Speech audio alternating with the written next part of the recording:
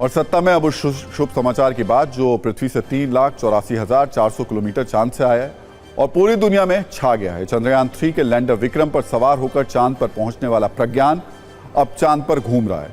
उसके पहियों के निशान से चांद की सतह पर भारत का ठप्पा लगता दिखाई दे रहा है। अशोक स्तंभ और इसरो का नाम चांद की सतह पर छप चुका है, जो हमेशा हमेशा के लिए लोगों की आंखों में बसा रहेगा। चांद पर इतिहास रचे 25 घंटे हो चुके हैं। दुनिया भर में इसकी अलग अलग तरीके से चर्चा हो रही है।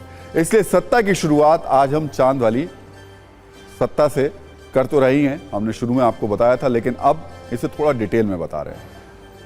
हम आपके सामने 3 बातों को लेकर के आए हैं। पहली बात, प्रज्ञान चांद पर चल रहा है, वो क्या क्या देख रहा है। दूसरी बात, दुश्मनों का जिया जल रहा है, वो छुप छुप कर प्रज्ञान को देख रहा है। तीसरी बात, वैज्ञानिकों की तपस्या पर नेताओं की राजनीति चल रही है, क्रेडिट लेने की होड़ चल रही है। ये तीनों बातें एक दूसरे से जुड़ी हुई हैं, क्योंकि ये वो घटना है जो हर रोज नहीं होती, ये वो काम है जो हर देश नहीं कर पाता और हर किसी के लिए इसे करना संभव भी नहीं होता। भारत के वैज्ञानिकों ने 23 अगस्त शाम 6:04 पर ऐसा ही कारनामा किया, जिसे देखकर करोड़ों चेहरे मुस्कुरा रहे हैं, कुछ परेशान हैं और कुछ अपनी राजनीतिक चाल चल रहे हैं। जिस चंद्रयान 3 मिशन में वैज्ञानिकों की बात होनी चाहिए थी, वहां अचानक नेताओं की ओर से इतिहास की बात होने लगी। एक पक्ष यह बताने में लग गया कि जो हो रहा है वो नेहरू जी की वजह से हो रहा है, नेहरू जी दूरदर्शी थे। दूसरे पक्ष ने यह दावा किया कि अटल जी ने मिशन चंद्रयान की शुरुआत की थी, उनके विजन की वजह से यह संभव हुआ है। नेहरू जी और अटल जी के पुराने वीडियो और तस्वीरें पोस्ट करके सोशल मीडिया पर युद्ध शुरू हो गया है। इस सारे क्रेडिट वॉर में चंद्रयान 3 को कामयाब बनाने वाले वैज्ञानिक कहीं पीछे चले गए हैं। दरअसल समस्या है ये कि जब भारत कामयाब होता है तो कई लोग राजनीतिक इतिहास की स्कैनिंग शुरू कर देते हैं और फिर खेल हो या विज्ञान का क्षेत्र, इसमें क्रेडिट की होड़ शुरू हो जाती है। सबसे पहले बात उस प्रज्ञान की जो 41 दिनों की यात्रा के बाद चांद पर पहुंच चुका है। प्रज्ञान रोवर अगले 14 दिनों तक चांद के बारे में जानकारियां जुटाएगा।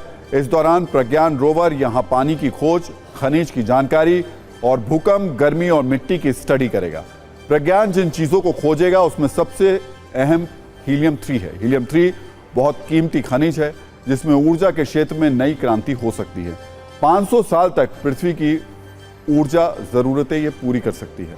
प्रज्ञान तो काम पर लग चुका है, लेकिन भारत के वैज्ञानिक अगले मिशन की तैयारी में लग चुके हैं।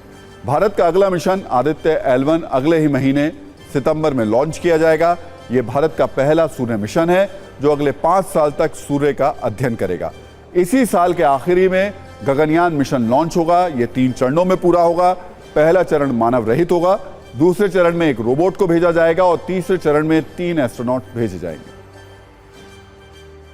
तो प्रज्ञान रोवर और विक्रम लैंडर चांद पर अपना काम शुरू कर चुके हैं। अगले 14 दिनों में बेहद कीमती डेटा और जानकारियां हम सबको मिलेंगी।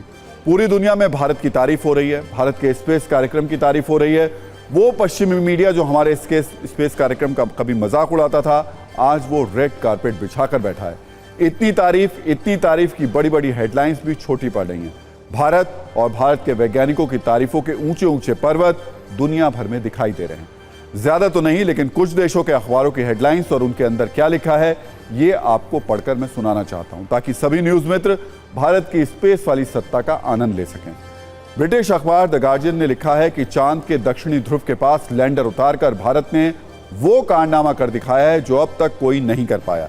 इसके साथ ही भारत अब एक स्पेस पावर बन गया है। द इकोनॉमिस्ट ने लिखा है, भारत का लैंडर न केवल चांद पर उतरा बल्कि उसने ये कारनामा स्टाइल के साथ किया।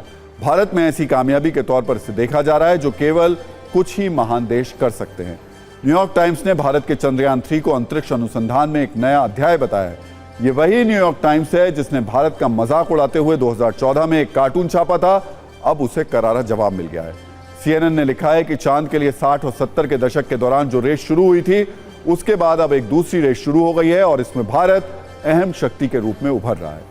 विदेश मंत्री एस जयशंकर ने तो दक्षिण अफ्रीका के एक अखबार की तस्वीर भी ट्वीट की है, जिसमें प्रधानमंत्री नरेंद्र मोदी के हाथ में एक अखबार है जिसकी हेडलाइन है, India's Modi out of this world. Britain, America, Europe सभी देश तारीफों और प्रशंसाओं के साथ भारत के सामने खड़े हैं, लेकिन तारीफों की इस भीड़ में 2 देश बेहद परेशान हैं। एक है पाकिस्तान और दूसरा है चीन।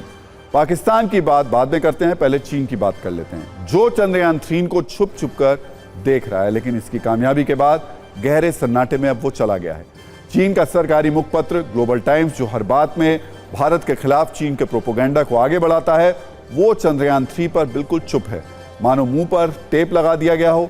ईर्ष्या की आग में ऐसी है कि अंदर ही अंदर जलना और सुलगना इसका प्रमुख लक्षण है। वैसे भी शी जिनपिंग थोड़े परेशान चल रहे हैं। उनकी परेशानी वाले वीडियो पर सत्ता की एक छोटी सी कुंजी भी हमने बनाई है। ब्रिक्स में जिनपिंग पर बेइज्जती की ईंटें कैसे गिरी, ये आगे देखिएगा। वैसे परेशान सिर्फ चीन नहीं है, पाकिस्तान भी है। जो पाकिस्तान चंद्रयान 2 की नाकामी पर खुश होता था, अब वो खुद पर हंस रहा है। कल से पाकिस्तान के टीवी चैनल्स और सोशल मीडिया पर ऐसे कई डिबेट हो चुके हैं जो अपनी सरकार और संस्थाओं की नाकामी का रोना रो रहे हैं। ऐसे लोगों के बयान वायरल हो रहे हैं जो पाकिस्तान का ही मजाक उड़ा रहे हैं। पाकिस्तान के लोगों को समझ नहीं आ रहा कि वो करें तो क्या करें, बोले तो क्या बोले, जाएं तो कहां जाएं। एक छोटी सी रील देखिए।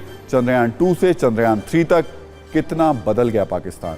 पड़ोसी के लक्षण ठीक बिल्कुल भी नहीं लग रहे। वैसे पाकिस्तान को उसके हालात पर छोड़ भी दिया जाए तो यही बेहतर रहेगा।